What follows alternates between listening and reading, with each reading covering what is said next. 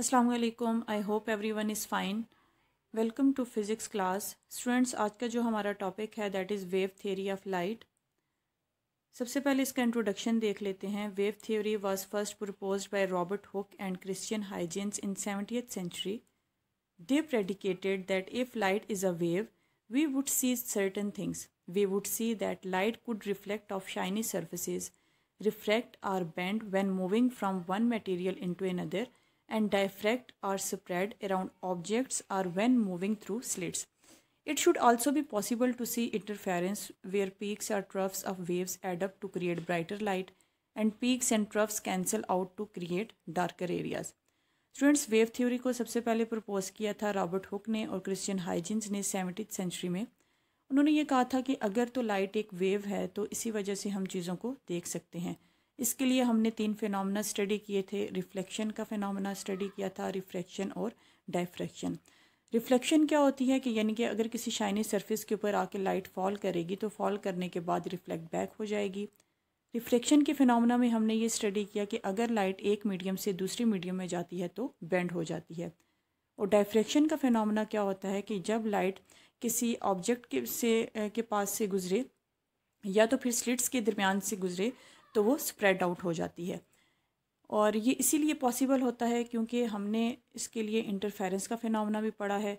और इंटरफेरेंस में हमने कंस्ट्रक्टिव और डिस्ट्रक्टिव इंटरफेरेंस का फिनोमेना पढ़ा कि कंस्ट्रक्टिव में क्या होता है कि जो पीक्स होती हैं या ट्रफ्स होती हैं वेव्स की, ये एडअप हो जाती हैं और एक ब्राइटर रीजन जो है हमें मिलता है। और पीक्स और ट्रफ्स जो हैं अगर कैंसिल आउट हो जाएं तो तब हमें डार्कर एरिया मिलता है, यानी कि तब डिस्ट्रक्टिव इंटरफेरेंस होती है।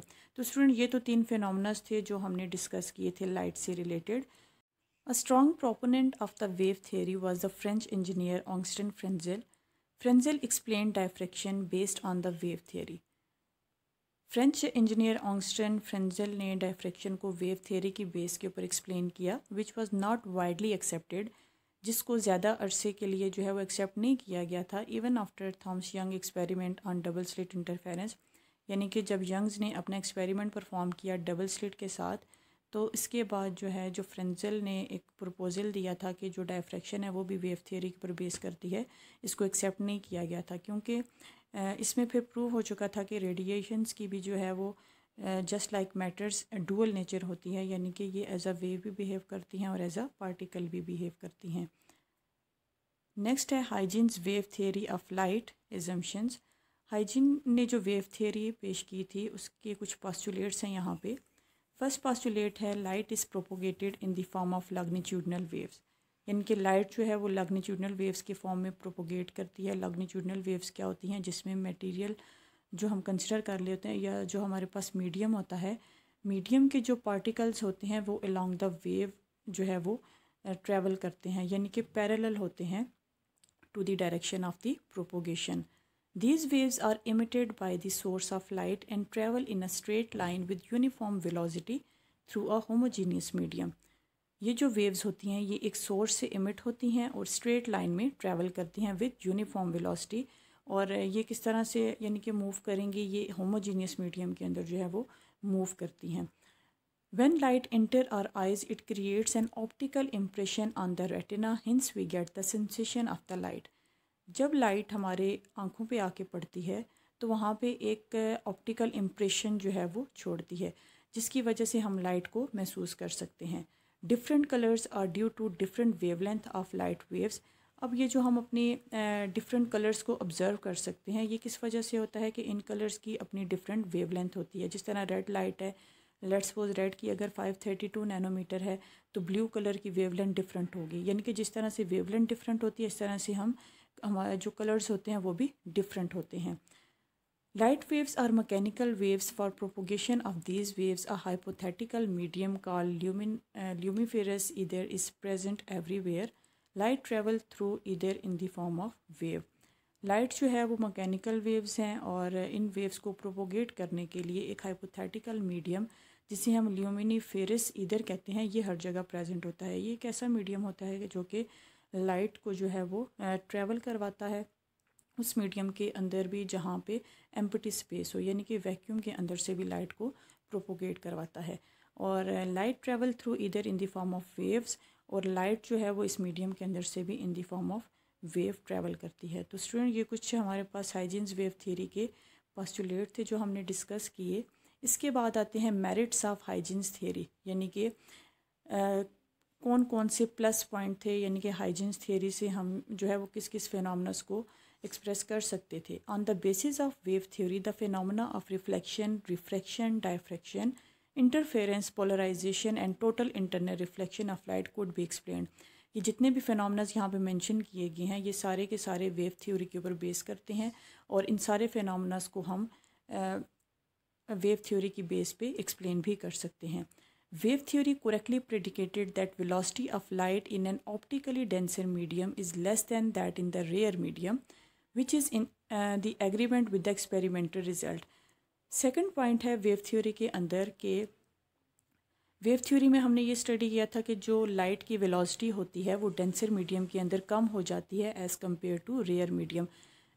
हमने रिफ्लेक्शन ऑफ लाइट के अंदर भी ये फिनोमेनास जो है वो डिफरेंट स्टडी किए थे कि रेयर मीडियम के अंदर जो है वो लाइट की स्पीड फास्टर होती है as compare to the denser medium, और इसको एक्सपेरिमेंटली भी प्रूव किया गया था। On the basis of wave theory partial reflection and refraction of light could be explained without making contradictory hypothesis. Wave theory की base के ऊपर जो पार्शियल रिफ्लेक्शन और रिफ्रैक्शन के फिनोमेनास हैं इनको भी बहुत अच्छे से एक्सप्लेन किया गया था विदाउट एनी कॉन्ट्रोडक्टरी हाइपोथेसिस। तो ये कुछ मेरिट्स थे हाइजेंस थ्योरी के। इसके बाद आते हैं demerits of Huygens theory. Huygens theory क्यों फेल हो चुकी थी? Because he was fail to explain the rectilinear propagation of light, क्योंकि इसके अंदर जो है वो रेक्टिलिनियर प्रोपोगेशन ऑफ लाइट को ये फिनोमेना जो है वो ये फिनोमेना एक्सप्लेन नहीं हुआ था। The phenomena of Compton effect and photo electric effect in modern physics couldn't explain by using this wave theory.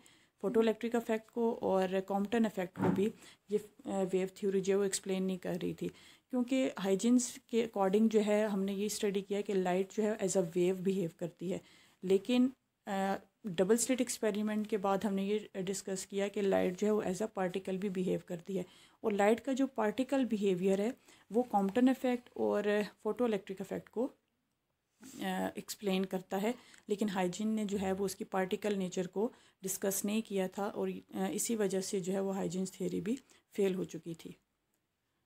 Wave theory of light next है wave theory of light. In 1864 Maxwell put forward wave theory of light which is also known as electromagnetic theory. 1864 में Maxwell ने theory propose की जिसे हम wave theory of light भी कहते हैं और इलेक्ट्रोमैग्नेटिक थ्योरी भी बोलते हैं।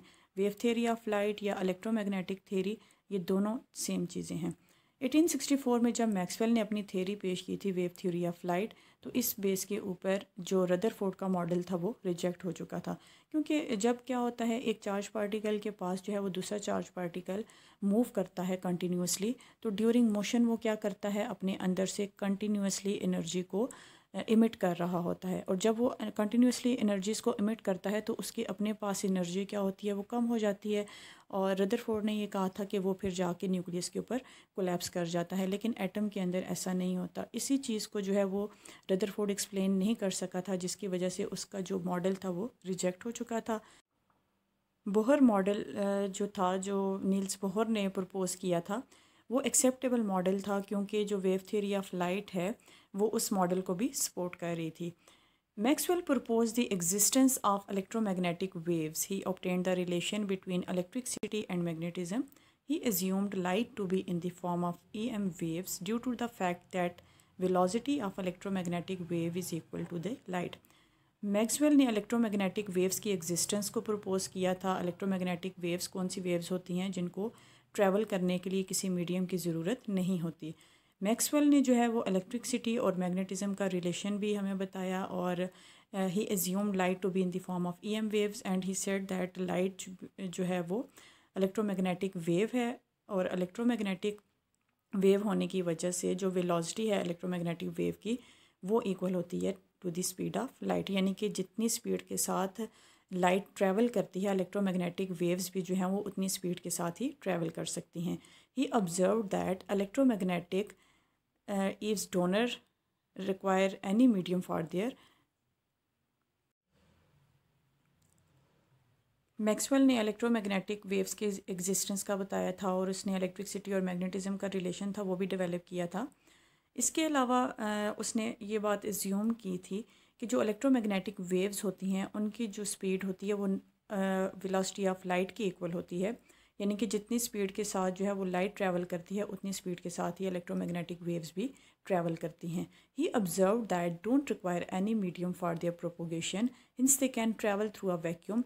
उसने ये ऑब्ज़र्व किया कि जो इलेक्ट्रोमैग्नेटिक रेडिएशंस होती हैं इन्हें किसी मीडियम की ज़रूरत नहीं होती प्रोपोगेट करने के लिए, इसलिए ये वैक्यूम के अंदर से भी ट्रैवल कर सकती हैं। जिस तरह से हम कहते हैं साउंड वेव्स, जो साउंड वेव्स होती हैं उनको जिस तरह से मीडियम रिक्वायर होता है ट्रैवल करने के लिए, जो इलेक्ट्रोमैग्नेटिक वेव्स होती हैं उनको किसी मीडियम की ज़रूरत नहीं होती, वो वैक्यूम के अंदर से भी ट्रैवल कर सकती हैं। Thus the propagation of light through vacuum can be explained by assuming them to be electromagnetic।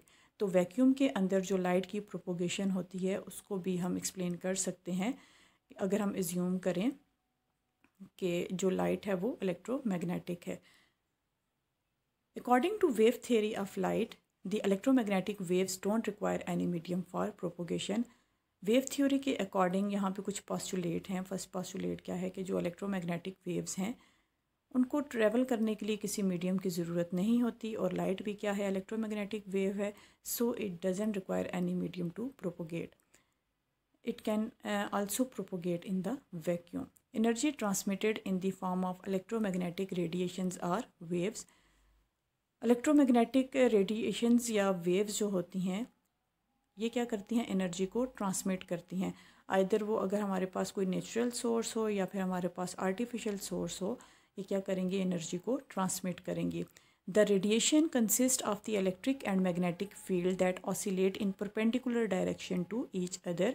Electromagnetic जो रेडिएशन होती हैं ये इस तरह से ऑसिलेट करती हैं कि इसमें जो इलेक्ट्रिक और मैग्नेटिक फील्ड होती हैं ये दोनों परपेंडिकुलर होती हैं। जिस तरह से यहाँ पे फिगर के अंदर भी आप देख सकते हैं कि ये एक वेव है जो कि प्रोपोगेट कर रही है। यहाँ पे आप इसको ऑब्ज़र्व कर सकते हैं कि ये एक हमारे पास वेव है जो कि प्रोपोगेट कर रही है, और ये आपके पास यहाँ पे शो किया गया है direction of the wave travel या direction of the wave propagation. ये वो पाथ है जहाँ पे वेव ने ट्रैवल करना है। अब ये अगर इलेक्ट्रोमैग्नेटिक वेव है तो यहाँ पे आप देख सकते हैं कि हर एक पॉइंट के ऊपर क्या होगा, जो इलेक्ट्रिक और मैग्नेटिक फील्ड हैं ये परपेंडिकुलर होंगी। ये जो आपको पिंक कलर में एरोज दिखाई दे रहे हैं, these are the electric field lines, और ये जो ब्लू कलर्स में लाइन है these are the magnetic field lines. तो इलेक्ट्रोमैग्नेटिक जो रेडिएशंस होती हैं जब वो ट्रैवल करती हैं किसी मीडियम के अंदर से, तो वहाँ पे इलेक्ट्रिक फील्ड और मैग्नेटिक फील्ड दोनों आपस में परपेंडिकुलर होती हैं। नेक्स्ट है all the electromagnetic wave travel with the same velocity as that of the light. ये पॉइंट हमने पहले भी डिस्कस किया था कि जो इलेक्ट्रोमैग्नेटिक वेव्स होती हैं उनकी वेलोसिटी जो होती है वो वेलोसिटी ऑफ लाइट की इक्वल होती है, और वेलोसिटी ऑफ लाइट क्या है 3 × 10⁸ मीटर पर सेकेंड। तो EM वेव्स जो होंगी वो भी इतनी स्पीड के साथ ही प्रोपोगेट करेंगी। There are many types of electromagnetic radiations that differ from one another in wavelength or frequency. These form the electromagnetic spectrum. Electromagnetic radiations जो हैं वो डिफरेंट टाइप्स की होती हैं, और डिफरेंट टाइप्स की इस वजह से होती हैं क्योंकि हर एक जो इलेक्ट्रोमैग्नेटिक वेव है उसकी अपनी वेवलेंथ होगी और अपनी फ्रीक्वेंसी होगी। तो ये सारी वेव्स जितनी भी हैं इसका हम क्या करते हैं, एक स्पेक्ट्रम बनाते हैं जिसे हम इलेक्ट्रोमैग्नेटिक स्पेक्ट्रम कहते हैं। यहाँ पे आपको इलेक्ट्रोमैग्नेटिक वेव का एक स्पेक्ट्रम शो किया गया है।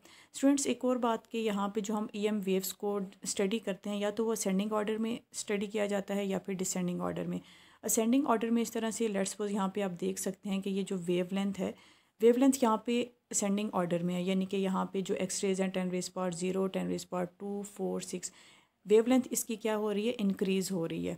और यहाँ पे देखें फ्रीक्वेंसी जो है वो डिसेंडिंग ऑर्डर में है, यानी कि यहाँ पे फ्रीक्वेंसी जो है वो डिक्रीज़ कर रही है। ये जो हमारे पास ये 7 बैंड्स हैं, गैमा रेज़ हैं, एक्स रेज़ हैं, UV रेज़ और अल्ट्रा वायलेट हैं, infrared, microwave and radio frequency. ये हमारे पास इलेक्ट्रोमैग्नेटिक वेव के अंदर 7 तरह की EM वेव्स हैं जिनको हम स्टडी करते हैं। अब जो वेवलेंथ होती है वो डायरेक्टली रिलेटेड होती है एनर्जी के साथ, यानी कि जितना ज़्यादा वेवलेंथ होगी किसी रे की तो उतने ज़्यादा उसके पास एनर्जी होगी, लेकिन एनर्जी का फ्रीक्वेंसी के साथ इन्वर्स रिलेशन है। जितनी ज़्यादा एनर्जी होगी उतनी कम जो है वो फ्रीक्वेंसी होगी। इसलिए हम यहाँ पे जो स्पेक्ट्रम शो किया गया है उसमें ये बताया जा रहा है कि जो वेवलेंथ और फ्रीक्वेंसी हैं ये दोनों आपस में इन्वर्सली रिलेटेड हैं। अब यहाँ पे ये देखें इलेक्ट्रोमैग्नेटिक वेव के अंदर जो है ये 400 से 700 नैनोमीटर के इन बिटवीन पोर्शन है जिसे हम विजिबल रीजन कहते हैं, और हमारी जो आँख है वो सिर्फ इसी चीज़ को विजुअलाइज़ कर सकती है। यानी कि कहने का मकसद क्या है कि यहाँ पे जो हमारे पास EM वेव्स हैं वो डिफरेंट टाइप्स की हैं due to different wavelength and frequencies. So इसलिए हमने क्या किया, इन सारी वेव्स का एक स्पेक्ट्रम बना दिया, और ये स्पेक्ट्रम आपको यहाँ पे शो किया गया है। स्टूडेंट्स, ये था हमारा आज का lecture wave theory of light के ऊपर। I hope you understand. If you have any question you can ask. Take care and अल्लाह हाफिज़।